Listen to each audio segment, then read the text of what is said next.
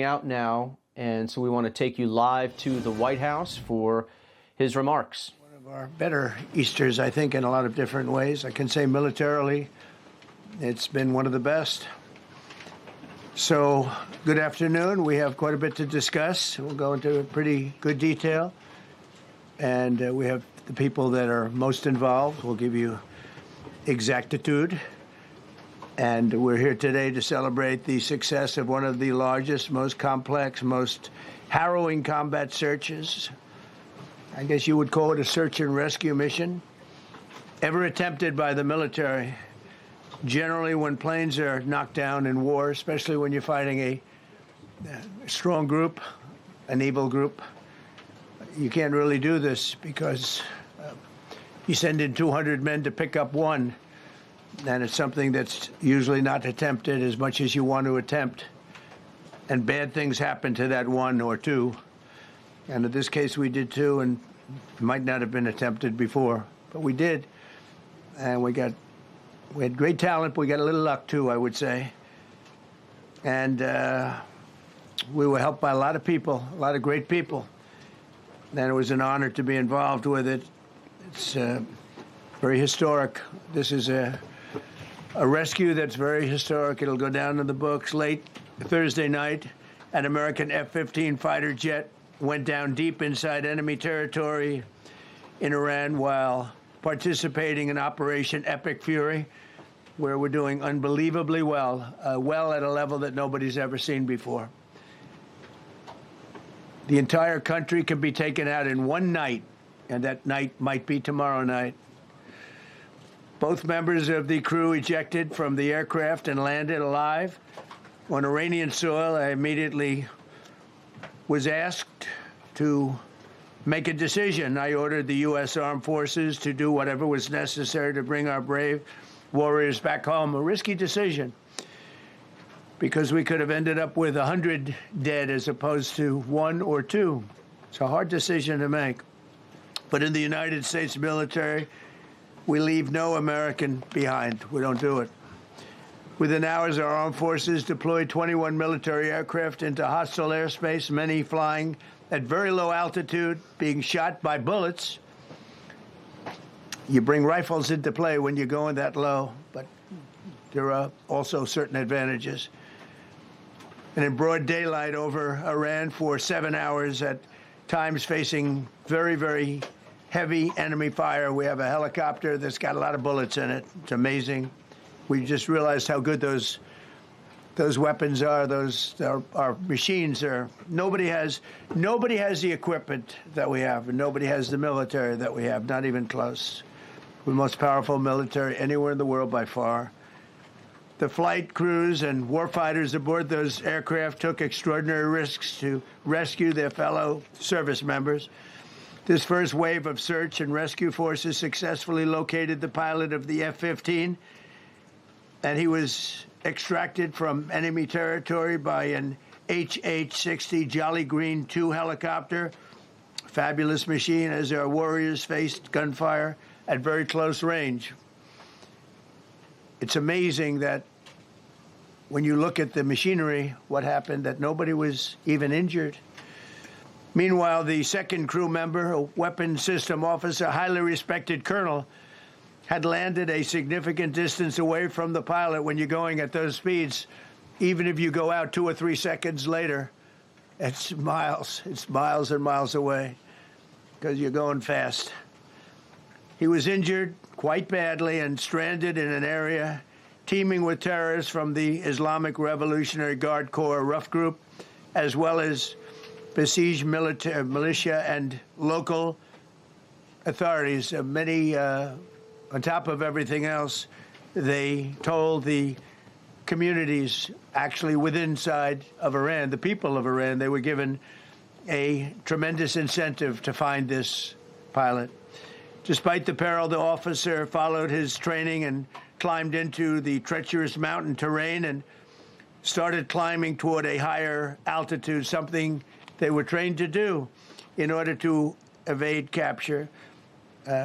They want to always go as far away from the site of the shoot down You want to go as far away because they all head right to that site. You want to be as far away as you can. And he was injured, and he was an amazing, amazing thing. He scaled cliff faces, bleeding rather profusely, treated his own wounds, and contacted American forces to transmit his location. They have a very sophisticated beeper-type apparatus that is on them at all times. And when they go out on these missions, they make sure they have lots of battery space, and they're in good shape. And this one worked really well, amazingly, saved his life. We immediately mobilized a massive operation to retrieve him from the mountain holdout, and he kept going higher and higher. The mountain kept getting rougher and rougher, and really very, very hard to find. The second rescue mission involved 155 aircraft, including 4 bombers, 64 fighters, 48 refueling tankers, 13 rescue aircraft, and more. We were bringing them all over, and a lot of it was subterfuge. We wanted to have them think he was in a different location because they had a vast military force out there. Thousands of people were looking. So we wanted them to look in different areas, so we were scattered it all over like we were right on top of them. We had 7 different locations where they thought, and they were very confused. They said, well, wait a minute, they've got groups here, they've got groups there. It's an amazing thing. I was listening to these great people, these great generals. General Raisin Kane was amazing, and Pete Hegseth was amazing. But I listened to the whole thing. It was pretty amazing. So they had all these different sites where everybody thought he was located. We think we have him over there because they have 9 planes circling a little area that's 25 miles down the coast. So in a breathtaking show of skill and precision, lethality and force, America's military descended on the area, the real area, engaged the enemy, rescued the stranded officer, destroyed all threats, and exited Iranian territory while taking no casualties of any kind.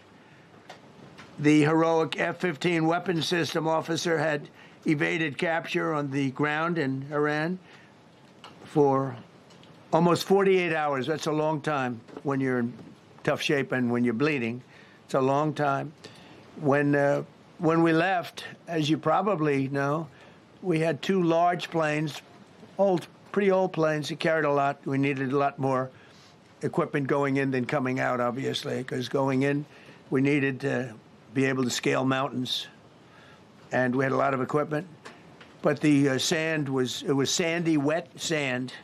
So we thought there may be a problem taking off because of the weight of the plane. And then we also had all the men jumping back onto the planes. And they got pretty well bogged down. And we had a contingency plan, which was unbelievable, where lighter, faster aircraft came in, and they took them out. We blew up the old planes. We blew them up to smithereens because we had equipment on the planes that, frankly, we'd like to take, but I don't think it was worthwhile spending another 4 hours there taking it off. So we didn't want anybody to have, we have the best equipment anywhere in the world. We didn't want anybody examining our anti-aircraft and other equipment. So these were large planes that were old and pretty old, and we blew them up. And we had faster, lighter planes come in, and they were able to land on the sand. We needed the bigger planes because we had so much equipment that we needed. We took 3 helicopters over there, which were very strongly used and couldn't have lived without them. They did, and they performed unbelievably well. And if you'd see it, you wouldn't believe it. They came off the plane, and these guys had them, the rotors were off. They rebuilt these helicopters in less than 10 minutes. And that was one of the more amazing things. These are helicopters, small, unbelievably powerful, but small, very small, so it can get into certain areas.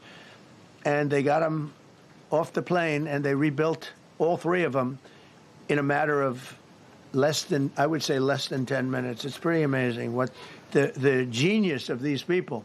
Who would think that? You'd think it would take 5 days to build them. And in some companies, it would take 5 days, and they wouldn't do it well. But they served us well. as Commander-in-Chief, I never forget the extraordinary risk taken by the warriors that we send into battle and the genius. I mean, think of it, having a contingency of 3 planes waiting because we think the sand is so bad that we probably won't be able to take off. And the planes really got bogged. The sand this was not much of a runway. This was a farm, not a runway. It's a farm, but it did the trick. But to have a contingency as opposed to having to wait 2 days, can you imagine, right in the middle? This was central. This was right, you would call it central casting if you were doing a movie for location. And probably the toughest area of Iran where we'd be sitting there. So these planes came in, those pilots came in so fast and so quick and got out of there. Everybody got aboard and just got 15-minute intervals. 1 load out, 1 load out.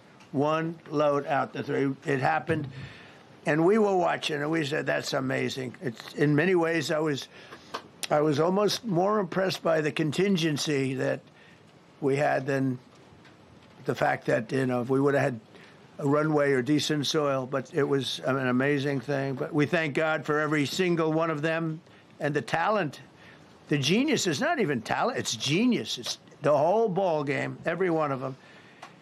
If you look at what we did with Maduro, we went into a military compound, a massive, with thousands and thousands of soldiers, and within a matter of minutes, and he lived behind iron doors. There were steel doors, broke them down so quickly, and within almost minutes, he was in the back of these planes. It was a similar group, incredible. We have incredibly talented people, and if the time comes, we move heaven and earth to bring them home safely. We're going to bring our people home safely. I want to thank every member of the U.S. Armed Forces involved in these historic operations. They really were historic. It's just not something that's done.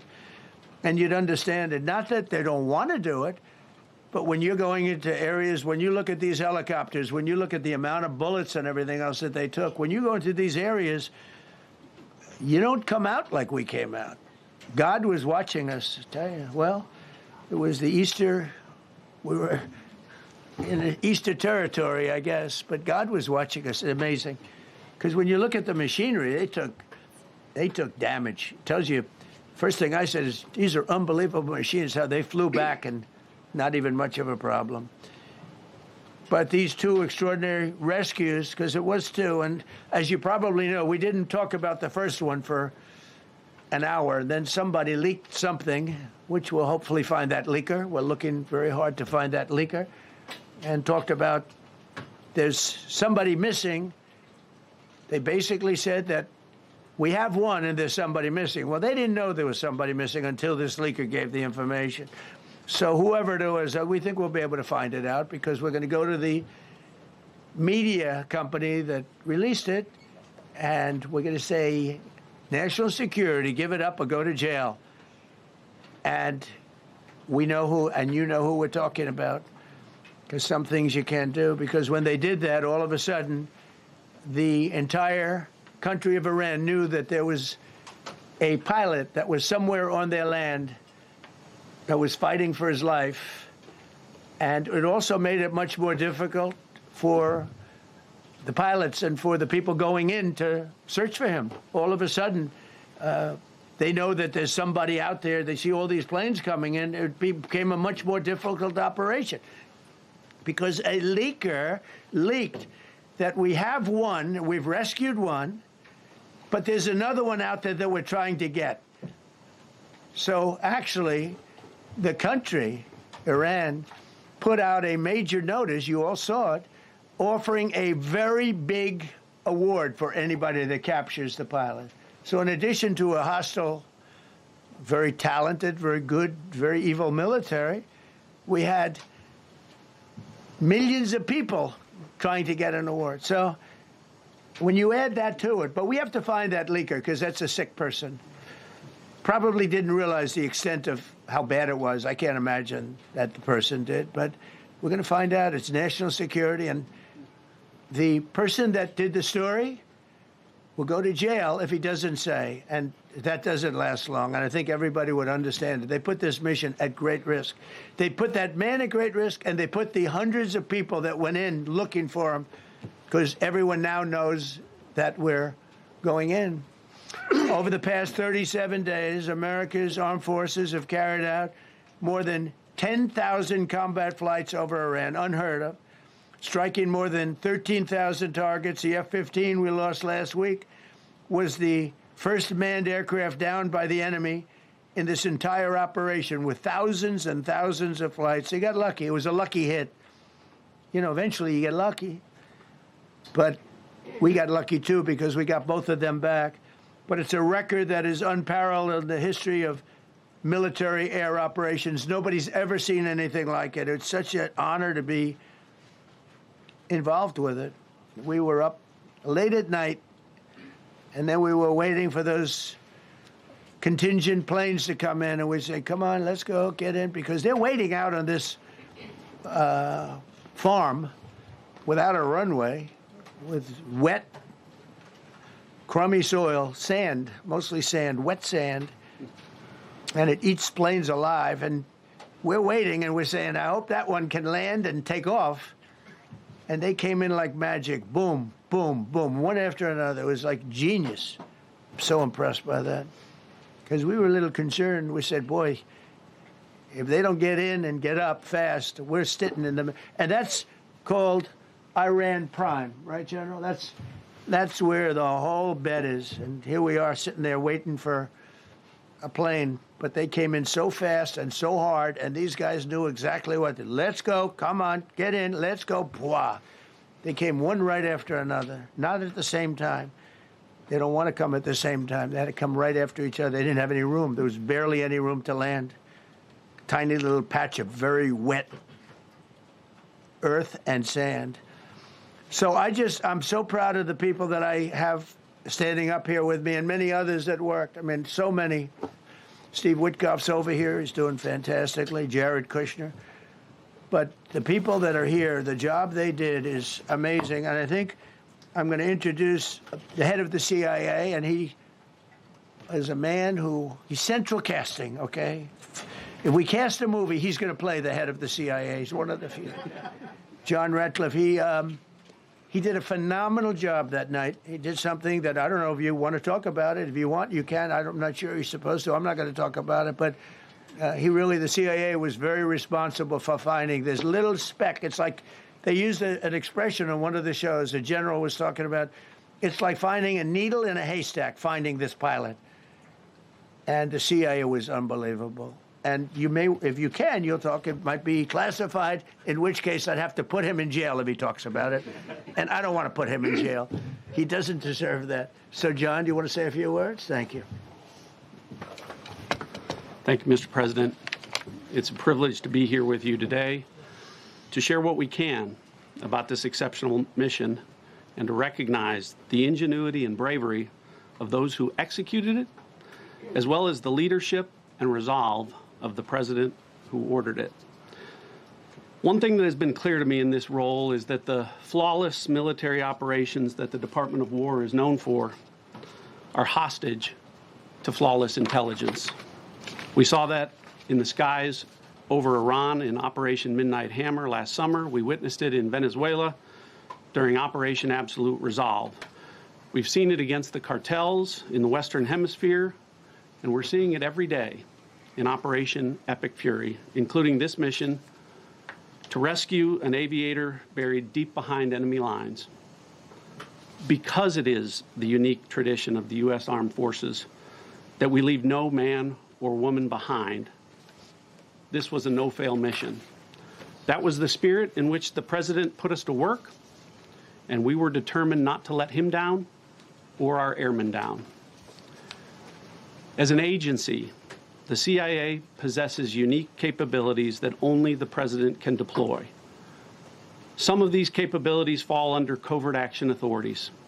And because covert means exactly that, I'm not going to be able to tell you everything that you want to know. At the president's direction, we deployed both human assets and exquisite technologies that no other intelligence service in the world possesses to a daunting challenge, comparable to hunting for a single grain of sand in the middle of a desert. This was also a race against the clock, as it was critical that we locate the downed aviator as quickly as possible, while at the same time keeping our enemies misdirected. For that reason, in addition to the human and technical assets deployed by the President to find our airmen, CIA executed a deception campaign to confuse the Iranians who were desperately hunting for our airmen. On Saturday morning, we achieved our primary objective by finding and providing confirmation that one of America's best and bravest was alive and concealed in a mountain crevice, still invisible to the enemy, but not to the CIA. That confirmation was relayed by Secretary Hegseth to the President, and the operation quickly moved to the execution phase. Following the successful exfiltration on Saturday night, our intelligence reflects that the Iranians were embarrassed and ultimately humiliated by the success of this audacious rescue mission. When the President asked me to lead the CIA, he made it clear: get back to basics, no politics, no agendas, tackle the hardest problems, and execute the toughest missions. This President is about results, and now that's what his CIA is about too. The professionals at the agency and at the Department of War deserve immense credit for their flawless execution during this daring mission. Their skill, creativity, and courage are unmatched on the battlefield wherever they step. But none of that matters, and all of that is wasted without a president with the political courage to put them into action. Mr. President, I've had the privilege of seeing you act with political courage in the best interest of the United States up close on a daily basis, and I'm grateful that this successful mission has given the American people a window into that as well. The Secretary and Chairman will tell you that our service members' confidence is boosted by a Commander-in-Chief who has their back the same way they have yours. And I know that the confidence of CIA's officers is boosted by the knowledge that their work is informing a president who's not afraid to make the hardest decisions when the stakes are highest. And to the American people, your confidence should be boosted by knowing that the security of the nation is in the hands of a president who's willing to take on problems that have confounded both sides of the political aisle for nearly half a century. It is an honor to serve under a leader who just proved that you can believe him when he says, no matter what, we will leave no one behind. We will come for you. Thank you. Thank you, sir. Thank you.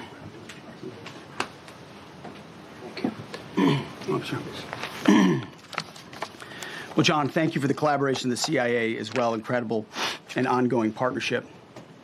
Ladies and gentlemen, fellow Americans, and especially the brave warriors in our armed forces, over this Easter weekend, the United States military has once again proved why we possess the greatest fighting force the world has ever known. In two extraordinary combat search and rescue operations deep inside enemy territory in Iran, our warriors executed missions of breathtaking skill, courage, and precision. When our warriors are unleashed, as this president has allowed them to be, they are unstoppable. When American airmen were down behind enemy lines, our forces and our president did not hesitate. Special operators supported by elite air crews and intelligence professionals moved swiftly and decisively into treacherous mountain terrain under the constant threat of Iranian forces closing in. Ultimately, it was an impotent Iranian threat. And today, as the CIA director mentioned, Iran's military, and we know this, is embarrassed and humiliated, and they should be. Now, these are not routine operations. They were high-risk, high-stakes missions conducted in the heart of enemy territory. This was not just barely into Iran. This was deep into Iran, involving coordinated strikes to suppress threats, deception tactics to protect our teams, and full synchronization across air, ground, and special operations. The Iranians are still asking themselves right now, how did the Americans do this? One downed airman evaded capture for more than a day. scaling rugged ridges while hunted by the enemy. When he was finally able to activate his emergency transponder, his first message was simple and it was powerful. He sent a message, God is good. In that moment of isolation and danger, his faith and fighting spirit shone through. You see, shot down on a Friday, Good Friday, hidden in a cave, a crevice, all of Saturday, and rescued on Sunday. Flown out of Iran as the sun was rising on Easter Sunday. A pilot reborn, all home and accounted for, a nation rejoicing. God is good. Despite incoming fire and unforgiving conditions, our troops brought every American home. No American lives were lost. We leave no man behind, and that is not luck. It's the result of unmatched training, superior technology, an unbreakable warrior ethos, and sheer American grit. Our special operators, pilots, and support crews performed with near perfection under fire, and they were lethal. Just ask any Iranian soldier who dared attempt to get anywhere near that pilot before or during that mission. Death from above. Our troops turned a potential tragedy into a resounding demonstration of American resolve and capability. That's what excellence in uniform looks like. But make no mistake about it, none of this would have been possible without the courageous leadership and ironclad determination of President Donald J. Trump. From the moment our airmen went down, President Trump made it clear we will leave no one behind. The first mission, the first of two, was an audacious daylight thunder run right up the middle. It was authorized in less than 2 hours from that pilot going down when we knew where he was.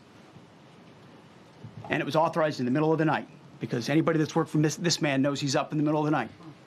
Authorized immediately, without hesitation, audaciously. The second mission, as soon as we knew where that pilot was, and John was certainly helpful in that, also executed immediately.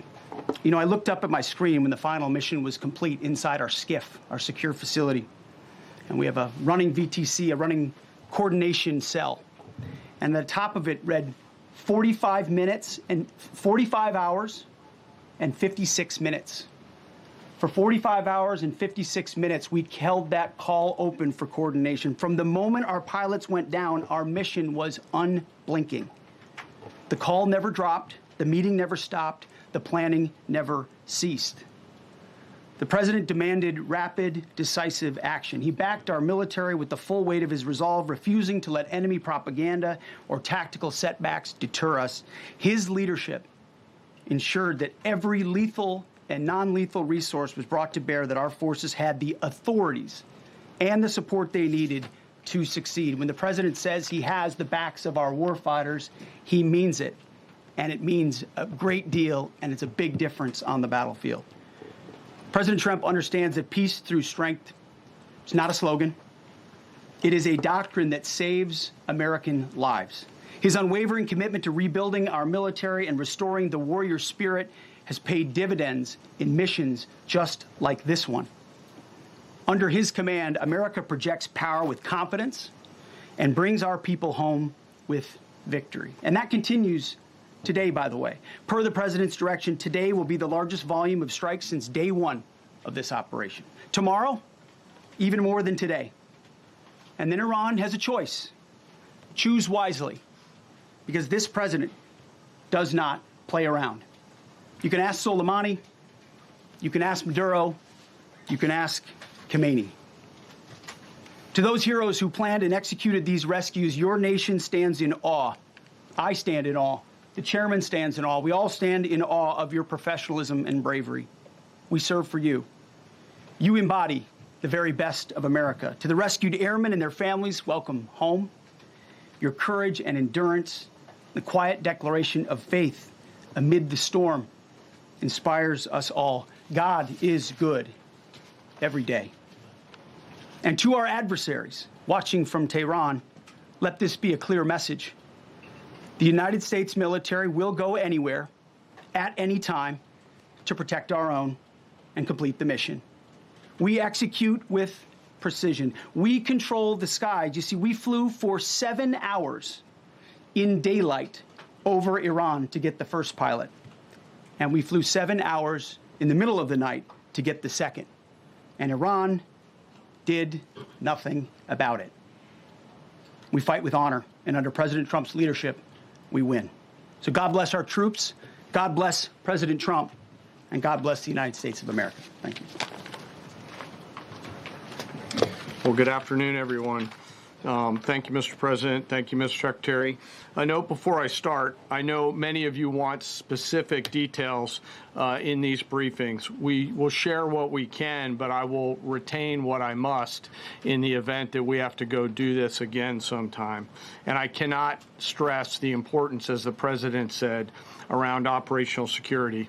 The Secretary and I will do a more detailed briefing tomorrow morning, and we look forward to sharing the details that we can.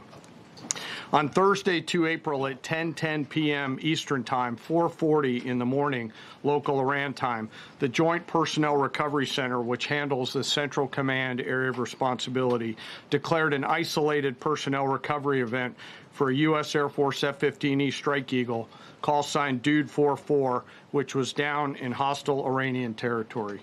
The pilot and weapons system officer had both safely ejected and were isolated behind enemy lines. Following confirmation of active rescue beacons and on the direction of the Secretary and by order of the President, a rescue operation was launched with the stated purpose of bringing both Americans home safely. As the Secretary said, several hours later on the morning after positively locating the front seater, call sign Dude 44 Alpha, and aware of an aggressive ongoing search by the enemy, a U.S. Central Command plan was approved by the Secretary and the President.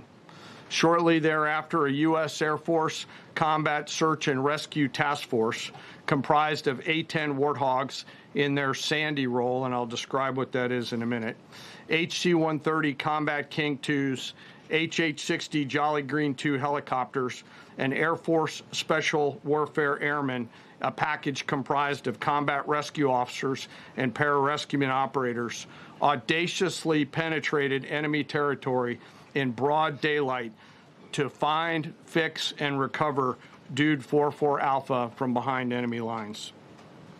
This was an incredibly dangerous mission, an incredibly dangerous undertaking, but a filled promise made to every American warfighter that you will not be left behind. We will always come find you, and we will always bring you home. Over the next hours, the Search and Rescue Task Force crossed the beach, entered into Iranian airspace, protected by a fighter strike package, and moved into the objective area, all under fire. En route, as some of you have seen on social media, the helicopters took gas off the C-130s and pressed onward and forward up into the objective area. While this was ongoing and out in front of them, the Sandy flight of A-10s and other remotely piloted aircraft, drones, and other tactical aircraft were violently suppressing and engaging the enemy in a close-in gunfight to keep them away from the front seater and allow the pickup force to get into the objective area. During this engagement, one of the Sandy aircraft, the one primarily responsible for communicating with the downed pilot, was hit by enemy fire. This pilot continued to fight, continued the mission, and then upon exit, flew his aircraft into another country and determined that the airplane was not landable. This was one of our A-10 Sandy aircraft. The pilot then made the decision to eject over friendly territory and was quickly and safely recovered and is doing fine. After picking up Dude 44 Alpha, the HH-60 Jolly Green fight was engaged by every single person in Iran who had a small arms weapon. And one of the aircraft, the trailing aircraft, took several hits. The crew sustained minor injury, and they are going to be fine. A note for those of you that do not know what a Sandy does. named after the flight call sign that did this very mission in Vietnam, flying A-1 Sky Raiders and A-7 Corsairs. A Sandy has one mission: get to the survivor, bring the rescue force forward, and put themselves between that survivor on the ground and the enemy. They are committed to this. This is what they live for, and this is what they've trained for over many, many years. The A-10 force and the rescue force did a fantastic job rescuing Dude 44 Alpha. He was recovered Friday afternoon. As I said, and the nation needs to know this, this was an incredibly brave and courageous mission, and a testament to the courage, skill, and tenacity of the Joint Force and our leaders. And especially a daylight option, having the guts to try, means so much to so many. Meanwhile, the backseater, as the President and the Secretary have said, had continued to work and survive. Through the hours of daylight, Dude 44 Bravo, the backseater, evaded. Using every means available, the efforts of the United States military, the Central Intelligence Agency, and others were attempting to find and locate with precision Dude 44 Bravo, the backseater. A note on the backseater and the front seater. The single most important contributor to a successful rescue operation is the spirit of attack inside the heart of that downed aviator. Their will to survive, their will to evade, their will to recover is everything. In this case, the backseater's absolute commitment to surviving made much of our efforts possible. On Saturday, 4 April, after establishing positive communications with the backseater, we learned, as the President said, that he was injured and actively evading enemy forces. And thanks to our interagency partners, we were able to get eyes on his location and positively ID him. Throughout this entire time, the enemy force continued to search for 44 Bravo, and the Joint Force continued to strike them over and over and over again. Fighting off marginal weather in Iran and the enemy's search for a second time on Saturday, at the recommendation of the CENTCOM commander and at the approval of the Secretary and the President, we launched a rescue task force to recover Dude 44 Bravo.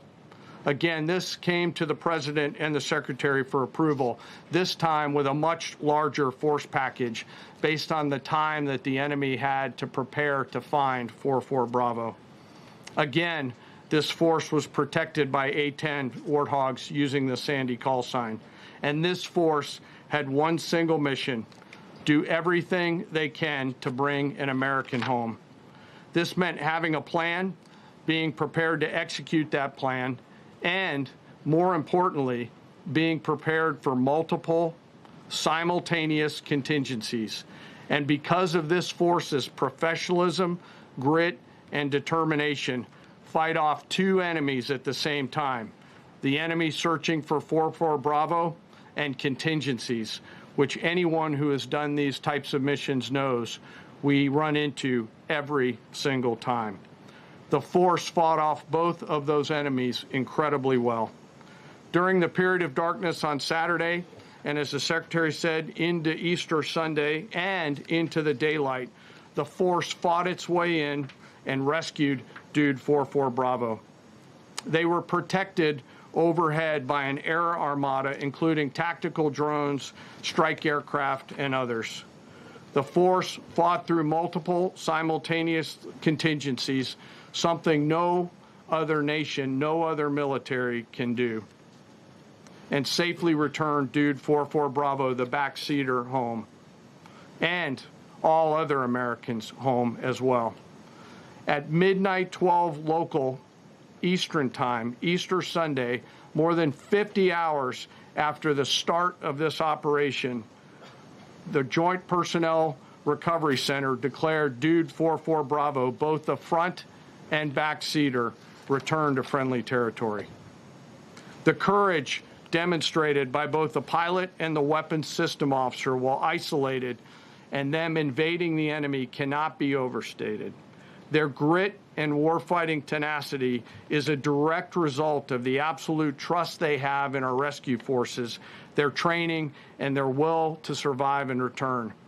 They always knew that we would be ordered to go get them, and they always knew that we would be coming to get them. These two operations reflect our nation's most sacred obligation to our military service members. We leave no one behind, bless you. It also perfectly captures the first truth of our special operations forces, that people are more important than hardware.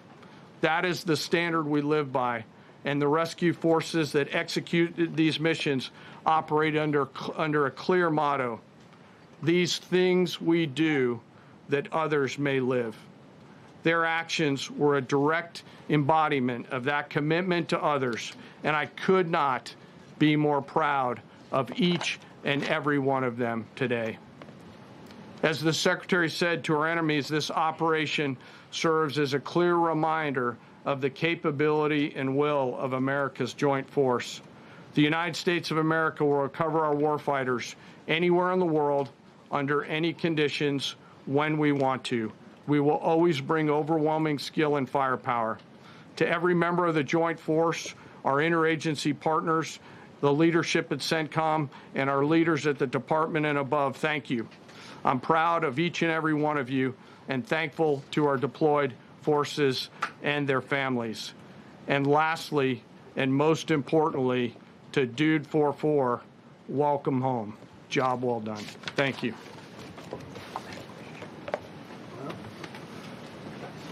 Pretty amazing. Pretty amazing. And these two gentlemen have been, from day one, they've been perfecto. You know, I got to know General Kane in my first term because he was able to take out ISIS in 4 weeks instead of the 4-year projection that was given to me by other much lesser generals. And I said, you know, if I ever do this again, that's going to be the head of my Joint Chiefs of Staff. And we worked it that way, didn't we? It's amazing. He took out ISIS. We defeated ISIS in 4 weeks. I was told it would take 4 years. I flew to Iraq to find out with the greatest equipment in the world, why would it take 4 years? And he told me, sir, it won't. It'll take 4 weeks and you'll have time left over. And that's exactly what happened. So he's great. And Pete, all I can say is that he was treated very unfairly. And now those same people that treated him unfairly, that fought against him, they called me up saying, what a great choice he was. They said, well, what happened during his nomination? What happened to you? I'm telling you, people that were not for him, senators, friends of mine, sir, I don't think you're doing the right thing. Now they're calling me up. What a choice. These two guys are fantastic. And John Ratcliffe was incredible. It was actually their genius that called us from, he was 40 miles away. And he said, you know, we're seeing something moving up in the mountain. This is at night. And they kept the camera on him for 45 minutes. He wasn't moving. And they said, you know, probably wrong, but we're seeing something moving. This is a vast mountain. Vast, thick, with bushes, trees. He said, we see something moving 40 miles away. It was the head of a human being, I'm telling you, it's moving. And then all of a sudden, 45 minutes later, he moved a lot. Stood up, and they said, we have him. And that was really the beginning of something incredible. We had an idea where he was, but not specifically. That's a big mountain. So I want to thank the CIA, too. I don't think they get enough credit for the great job they've done. Yes, please. Yes. Thank you very much, Mr. President, for this great opportunity. Country, it has super army. You make a difference, Mr. President. Thank you for your greatest leadership. Thank you. I have 2 quick questions, Mr. President. What was your reaction when you learned that Kurdistan region had resumed exporting oil to the international market with your support as United States of America? Well, I expected that. We've gotten along with the Kurds for a long time, so I expected that.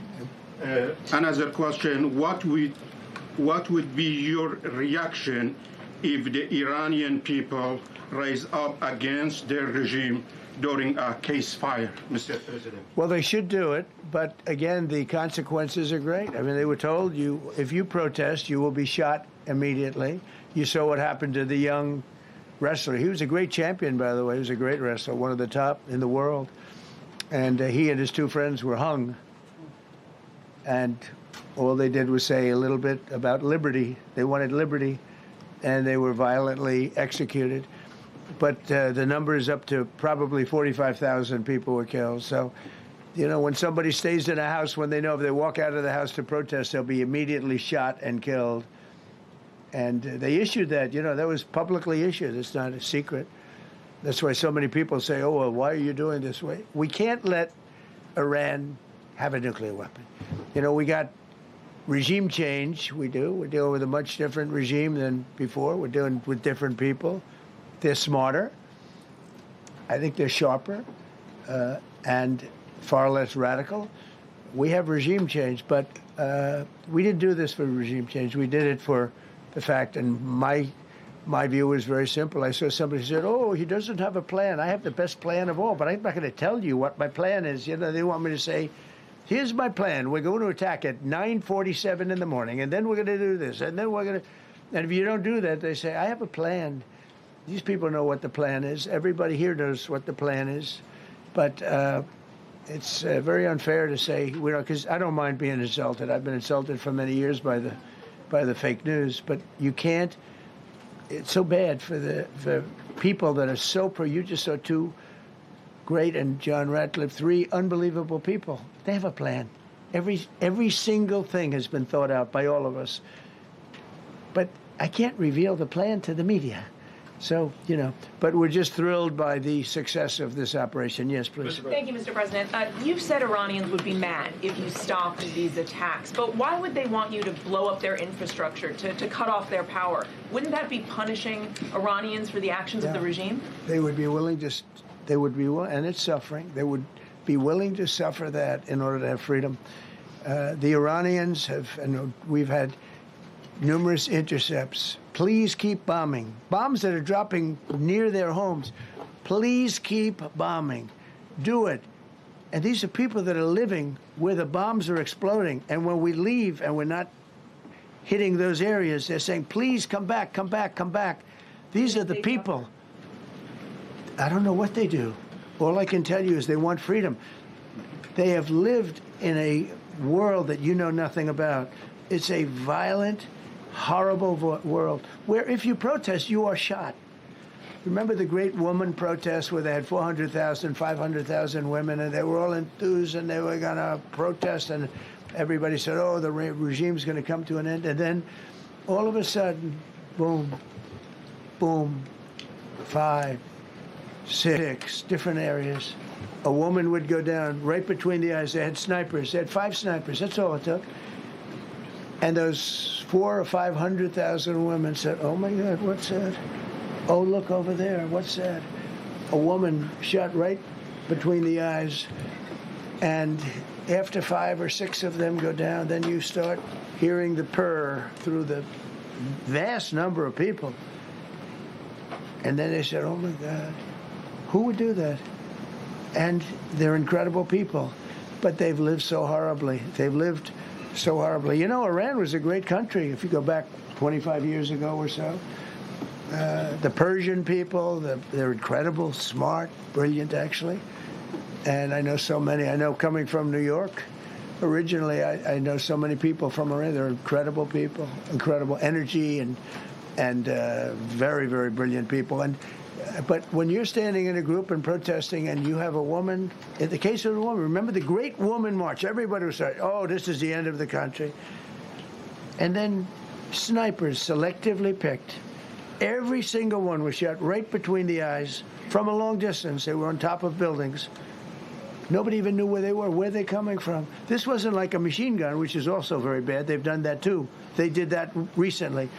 This was snipers sitting on the top of buildings, aiming and hitting women. And when they see people go down, and all of a sudden there's a riot in the reverse direction, and they never came out again. And a lot of the news doesn't talk about that. They talk about, oh, women's rights. You want to see women's rights? You're not going to see it there.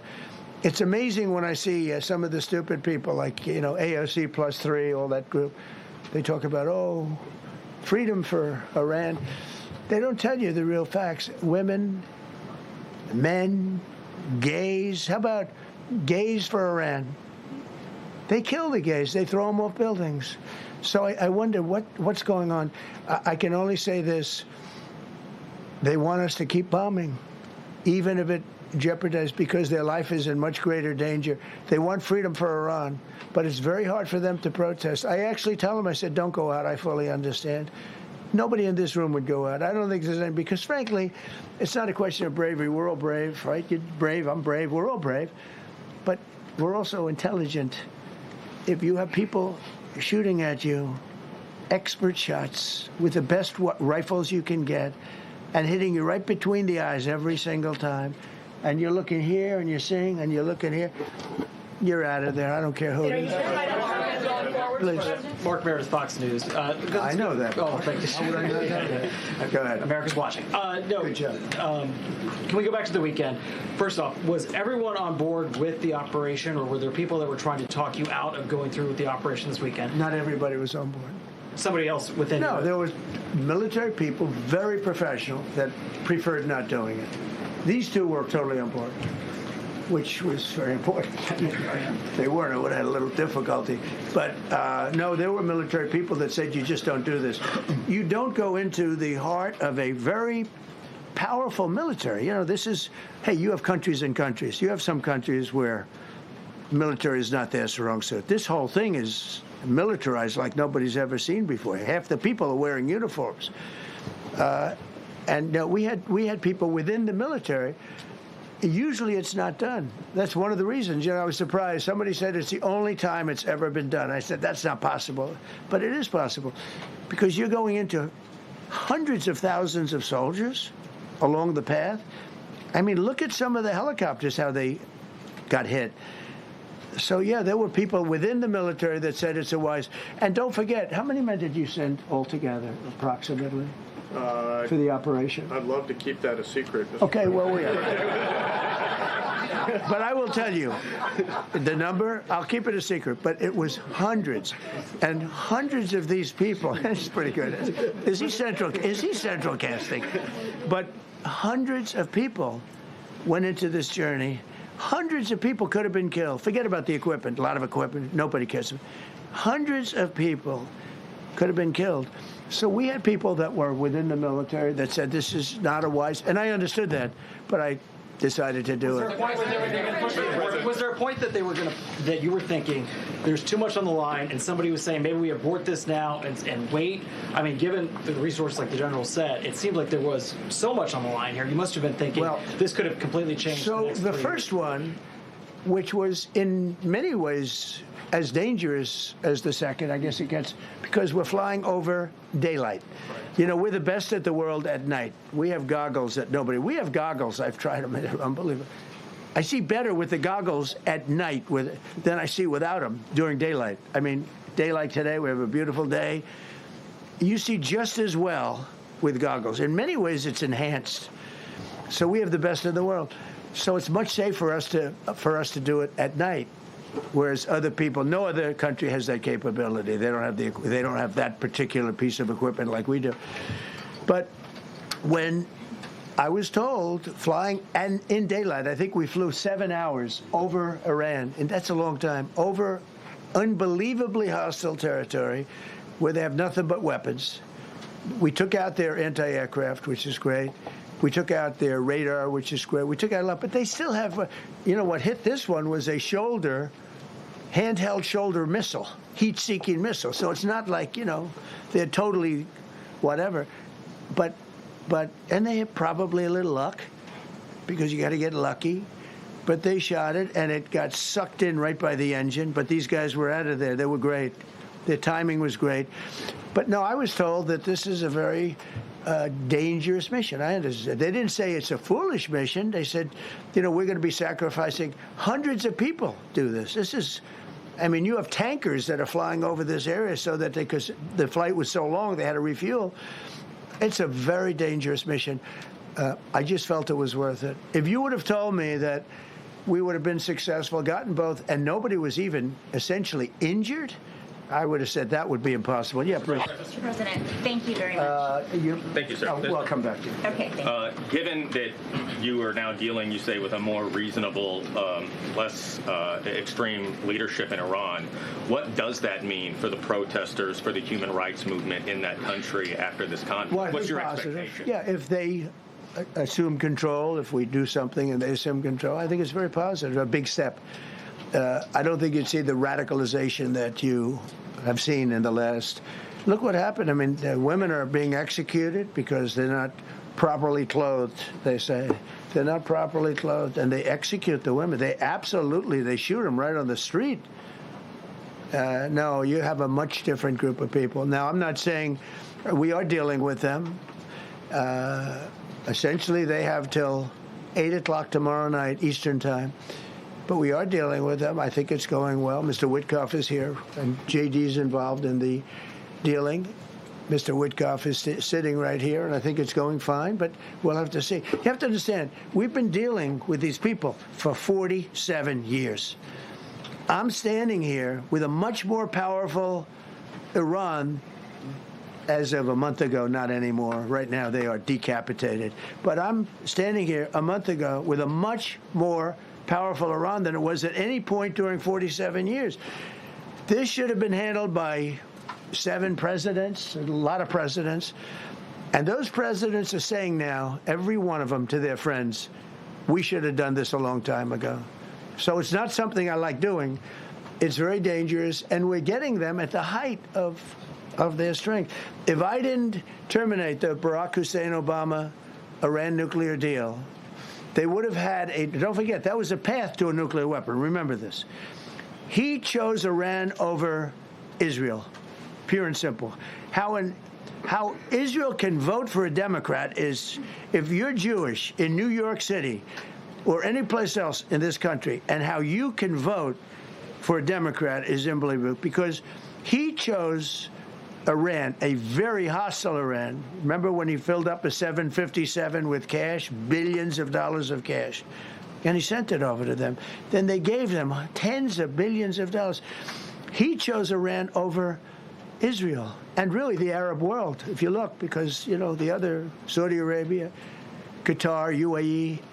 I mean, you take a look. I mean, I can add Kuwait and I can add Bahrain, and you can add others. He chose such an unlikely candidate.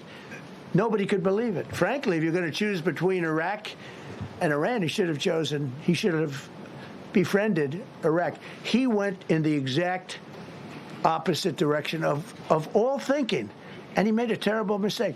But that was a road to a nuclear weapon. And when I terminated that, everyone said, oh, he terminated it. It was one of the best things we ever did, because he had a road to a nuclear weapon. And it was a very short-term deal. You know, countries don't do 10-year deals. Countries do hundreds of years. You don't do a 10-year deal. For a country, this isn't, you're a landlord and you're renting a store on a certain street, and you give somebody a 5-year or a 10-year lease. This is a country. It was a short-term deal. It was ready to expire. I terminated it before it expired. Took a lot of heat, and it was one of the best things I ever did, because he would have had a nuclear weapon. Then he would have had another nuclear weapon, had those beautiful B-2 bombers not gone in 8 months ago, and obliterated that site. And by the way, the word is obliteration. CNN said, well, maybe it wasn't complete. It was so complete that they still haven't been able to get it. It was obliteration. But if we didn't hit them, that was a courageous decision, too, because we had all those planes flying in at night with very little cover, unbelievable stealth planes, and they were able to do their job. If we didn't do that, Iran would have had a nuclear weapon at a high level, either one of those two instances. And if they did, in my opinion, I told this to Bibi Netanyahu yesterday, Israel would have been extinguished. Large portions of the Middle East would have been extinguished, whether it's Saudi Arabia, Qatar, UAE, or others. And you saw that with thousands of missiles raining down upon them. They didn't think they were going to be hit. They thought they'd be watching us fight. And all of a sudden, UAE got hit by 1,500 missiles. He would have taken them out also. And they were powerful. If I didn't come along and terminate the Obama deal, which was terrible, the Iran nuclear deal was a road to a nuclear weapon, a big one, unlimited, legally. I terminated it without even much thought. It was so easy. I terminated that, and then the B-2 bombers. And I did one other thing. I had killed Qasem Soleimani, who was an evil genius. And the reason I did it, I heard he was going to knock out 5 of our military bases. And had he lived, I believe we would be fighting perhaps a different Iran right now, because he's never been replaced, you know. And I did one other, but this one was not picked up. Osama bin Laden. If you read my book, I said you got to take him out 1 year before the World Trade Center came down. So I wish you'd read the book. But you, as a president, to be a good president, I believe you have to have good instincts. And a lot of this is instinct. Yeah, please. Thank you so much for taking my question, Mr. President. Mr. President, last week you suggested that Europe should take the lead on reopening the Strait of Hormuz. Has circumstances changed now that you're issuing a direct 48-hour ultimatum? And secondly, would a new ceasefire include Israel, or would it just be between Iran and the U.S.? I can't talk about ceasefire, but I can tell you that we have a active, willing participant on the other side. They would like to be able to make a deal. I can't say any more than that, but they'd like to do it. You've listed the goals. Excuse me. Please, go ahead. You've listed the goals. Mr. President. Who are you with? My name is Diyar Kurd. I'm with the largest Kurdish media outlet, Ruda Media Network. It's based in Iran. Go ahead. Mr. President, you said before that you don't want the Kurdish forces to enter Iran and deharm it. Do you still want them to stay away, or what role do you expect them to play now? I'd rather have them stay away. And then, I'd rather have them stay away because I think they bring with them some problems and some difficulties. And I don't think they bring death, to themselves. But I'd rather have them stay away. Go ahead. Thank you, Mr. President, for the question. Deliberate attacks on civilian infrastructure violate the Geneva Conventions and international law. Who are you with? I'm with the New York Times. Zolan from the New York Times. Are you failing? Are you concerned? Circulation way down at the New York Times. Are you concerned that your threat to bomb power plants and bridges amount to No, not at all. No, I'm not. I hope I don't have to do it.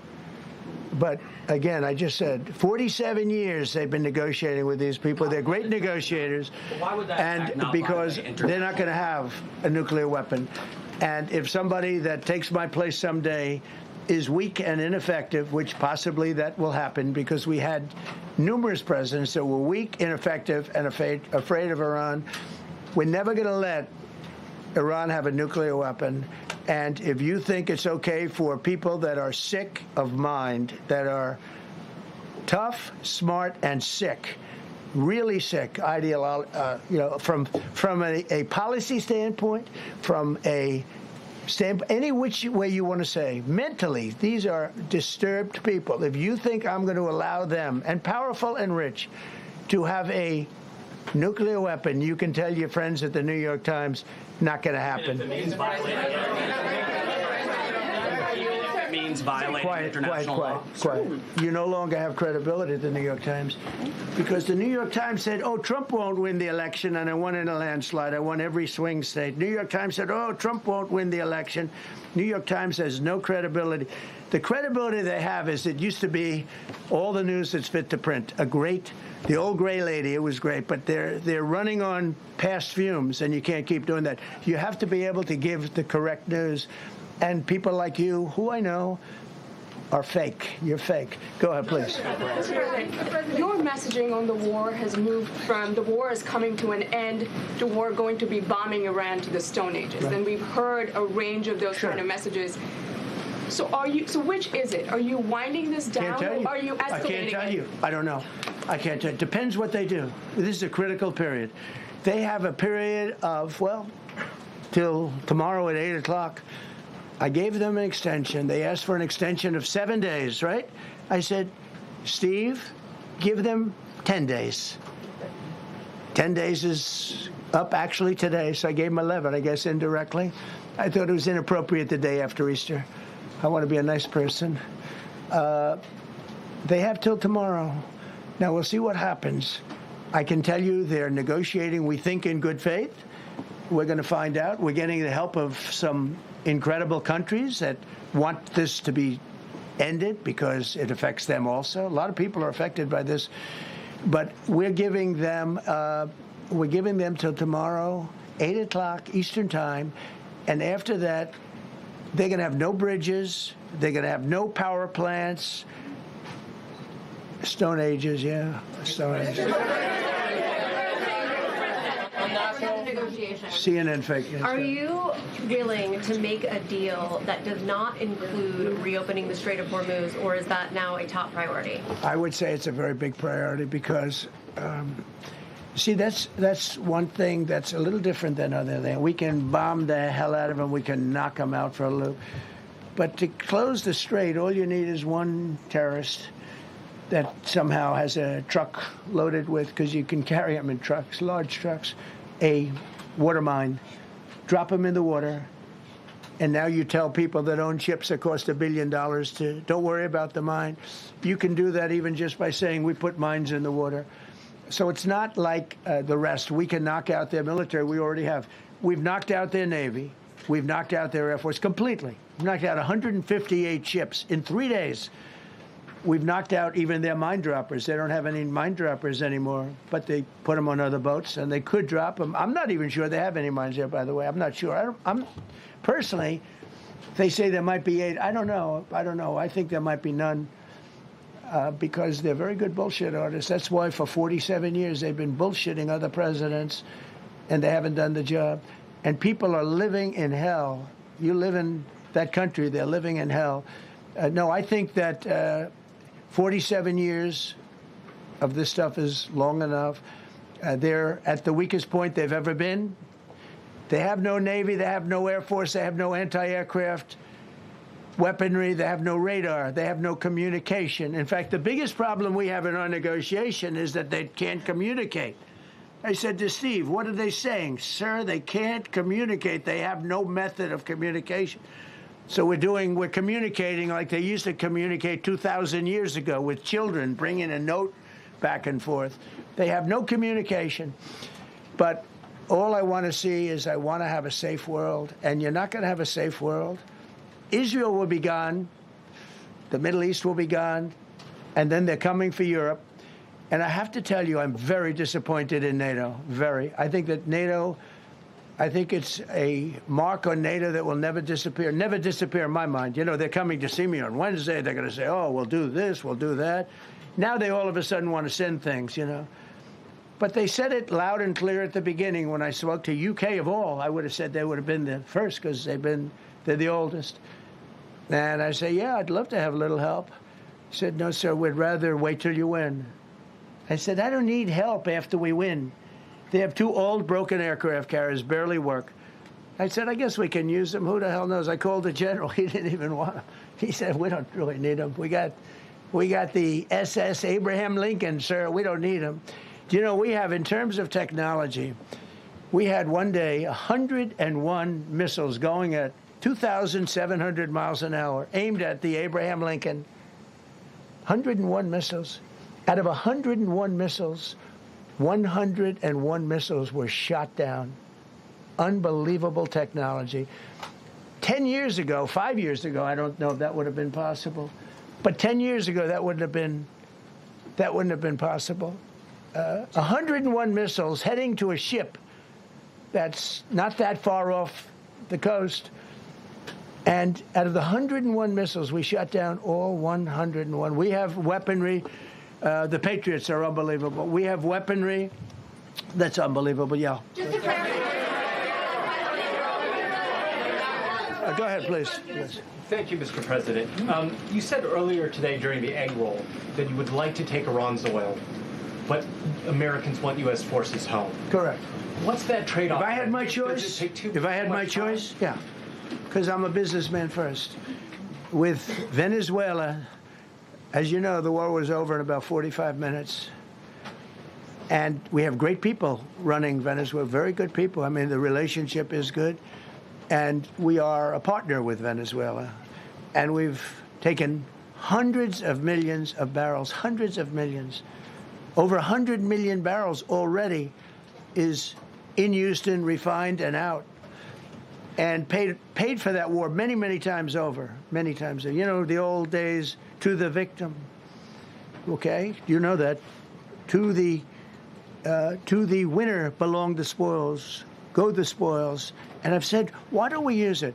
To the victor, go the spoils. And we don't have that. We haven't had that in this country probably in 100 years, because even the Second World War, you look at the Second World War, we didn't have it with the Second World War. We helped rebuild all those countries. We rebuilt Germany. How about Germany telling us that, well, it's not their war.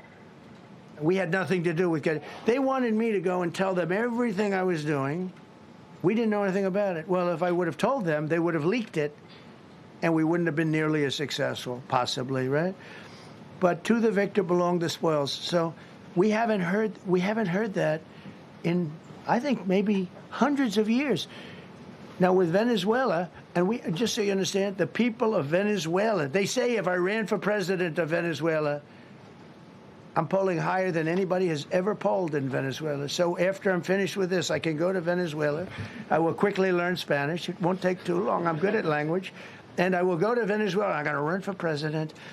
But we're very happy with the president-elect that we have right now, the people that are running it. If you remember Bush with Iraq, they fired the generals, they fired the police, they fired the people that worked in their equivalent of the White House. They fired everybody. And you know what they had? They had a mess. And you know what happened? ISIS formed. Those generals and those soldiers got together. The police got together. They all got together. They formed ISIS. Not going to happen with us. So Venezuela has been an incredible situation. We went in.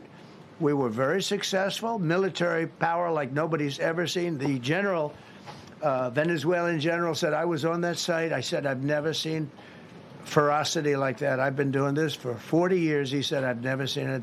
They hit us from 17 different, they were all set.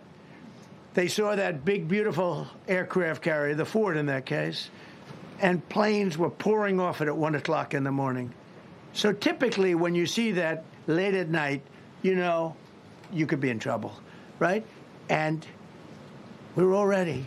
They had their equipment. It was Russian. And they had Chinese equipment. It was all set. They were going to give us a fight. He said, and then they came, and they came at speeds like we've never seen. And they came at 17 different angles. The general and his people, that was a lot of angles. They hit him from every angle. He said, we knew it was over in 3 minutes. We were waiting for them. Their equipment didn't work. And there's a reason it didn't work. Someday we'll explain that to people. They pressed the button, nothing happened. They pressed it again and again, nothing happened. And he said, we knew this whole thing was over in 3 minutes. We've never seen any, he used the word ferocity. The ferocity of these planes from 17 different angles, and it was over. They went inside. And remember, that was on a military base with thousands of soldiers. And those soldiers looked and they said, get the hell out of here. Thousands. We didn't have thousands. We had like 200 people. So we have a great military. And I'll tell you what, somehow this rescue captured the world's attention, more so than normally. You're talking about 2 people. But this rescue captured the world's attention. But we did it in Venezuela. That was amazing. And now we have a very bad man in prison and going to trial. I mean, he released, aside from the drugs, which he was terrible, Maduro released hundreds of thousands of people from jails into our country. Drug dealers, murderers, the worst people in the world were released into our country because we had a stupid president who probably didn't know, and we had a border czar who never went to the border, and never once called our great Border Patrol agents, right? Not once, Kamala. She never called the Border Patrol. She never said, how we doing? I used to call the Border Patrol guys every day. You can ask them. Paul, ask any one of them. Brandon, ask them all the time. How are we doing? How are we doing? And we now, I'm proud to say, have a totally sealed border. 9 months, nobody is coming through our border. And nobody even tries because they know they're not going to get through. So we don't have caravans anymore. So maybe 1 or 2 more and we'll be done. Mr. President, are you allowed to, or are you willing to end this conflict with Iran charging tolls for passage through the strait? Us charging tolls? Iran. What about us charging tolls? Is that something you're considering? I'd rather do that than let them have them, right? Why shouldn't we? We're the winner. We won, okay? They are militarily defeated. The only thing they have is the psychology of, oh, we're going to drop a couple of mines in the water, all right? No, we have a concept where we'll charge tolls, okay? I thought you meant us. Your question would have been more accurate if you said us. Go ahead. Thank you very much. So just to clarify, in order for Iran to successfully meet your deadline tomorrow, do they have to make a deal, open the strait, or both? We have to have a deal that's acceptable to me. And part of that deal is going to be we want free traffic of oil and everything else. Mr. President, thank you very much. You've said glory be to God in this conflict. Do you believe that God supports the United States' actions in this war? I do, because And have you God sought is his direction? good. Because God is good, and God wants to see people taken care of. God doesn't like what's happening. I don't like what's happening. Everyone says I enjoy it. I don't enjoy this. I don't enjoy it. These two guys don't enjoy it. You know, people say, "Oh boy, they're so tough." I don't like seeing people killed. I've ended 8 wars. Nobody's ever done it. The person who won the Nobel Prize came to me and said, "You deserve the Nobel Prize." She announced that. When they announced, they said, "Goes to Maria. She's a great person, really a good person." She said, No. This is ridiculous. They gave me the Nobel Prize. President Trump ended 8 wars. I could go over every one of them, including India and Pakistan, where the Prime Minister of Pakistan said President Trump saved from 30 to 50 million lives. That makes me much happier than what we're doing right now. That makes me much happier. We have 1 more to end, by the way. President, you called yesterday in your Truth Social, you called the Iranians crazy bastards. True. What is your response to critics who say that... I don't care about critics. What is your response to critics who say that it is your mental health that should perhaps be examined as this war continues? I haven't heard that. But if that's the case, you're going to have more people like me, because our country was being ripped off on trade, on everything, for many years until I came along. So if that's the case, you're going to have more people. Dasha, go ahead. Dasha, go. You said that very little is off limits in Iran as far as targeting, including power plants, bridges. You've mentioned those. Very little is off limits. Are there certain kinds of civilian targets, though? I'm thinking schools I don't want to tell you that. that you I don't want to say tell you that. off- We have a plan, because of the power of our military, where every bridge in Iran will be decimated by 12 o'clock tomorrow night, where every power plant in Iran will be out of business, burning, exploding, and never to be used again. I mean, complete demolition by 12 o'clock. And it'll happen over a period of 4 hours if we wanted to. We don't want that to happen. We may even get involved with helping them rebuild their nation. And you know what? If that's the case, the last thing we want to do is start with power plants, which are among the most expensive things, and bridges. You saw the bridge. The bridge went. We were very close to a deal. And then I got a call from Mr. Witkoff, Mr. Kushner, and J.D. saying, I think they're breaking the deal. I said, tell them that's okay. Don't worry about it. But tell them to look out their window and watch. And within 45 minutes, I gave the order to knock out the biggest bridge. I gave the order, knock out the biggest bridge in, I believe, the Middle East, but the biggest bridge in Iran. And within 10 minutes after I gave that order, that bridge was over. So do I want to do that? No. Do I want to destroy their infrastructure? No. It will take them 100 years to rebuild. Right now, if we left today, it would take them 20 years to rebuild their country, and it would never be as good as it was. And the only way they're going to be able to rebuild their country is to utilize the genius of the United States of America. You voiced your displeasure with NATO in the past. Is there a danger to the U.S. not being the de facto of the leader of the alliance, and then other powers within the alliance then getting the decision making when it comes to wars and nuclear weapons? No, it's not a danger. Look, we went to NATO. I didn't ask very strongly. I just said, hey, if you want to help, great. No, we will not help. I said, that's all right. You don't want to help? Because I've always said NATO's a paper tiger. See, NATO's a paper tiger. Putin's not afraid of NATO. Putin's afraid of us, very afraid of us. And he's explained it to me a lot of times. I got to know him very well. I know him very well. NATO's a paper tiger. NATO is us. And when we needed them, we didn't need them, by the way. We didn't need them, obviously, because they haven't helped at all. Just the opposite. They've actually gone out of their way not to help. They didn't even want to give us landing strips. Think of it. And it's not just NATO. You know who else didn't help us? South Korea didn't help us. You know who else didn't help us? Australia didn't help us. You know who else didn't help us? Japan.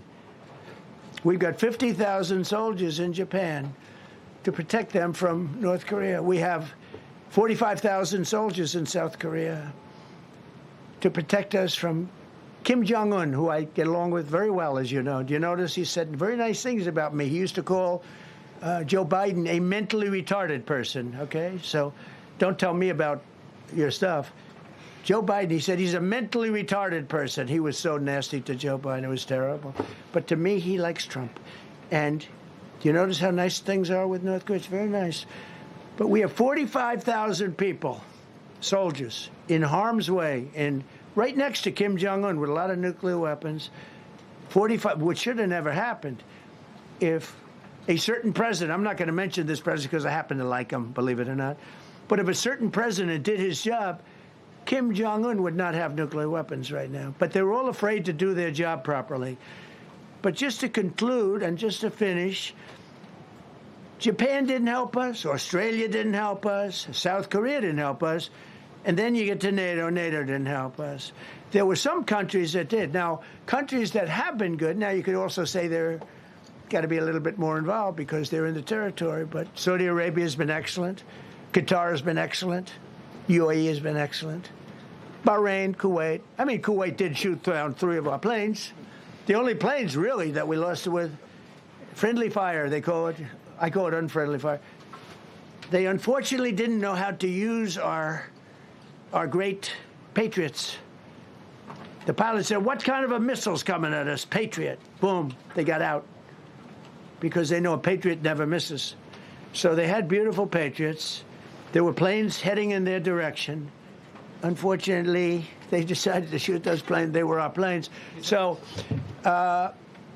NATO is a paper tiger. Now, he's coming to see me on Wednesday, as you know. He's a wonderful guy. Secretary General is great. And Mark Rutte, he's a great person, but he's got... And, it all began with, if you want to know the truth, Greenland. We want Greenland. They don't want to give it to us. And I said, bye-bye. Okay, thank you very much, everybody. Thank you.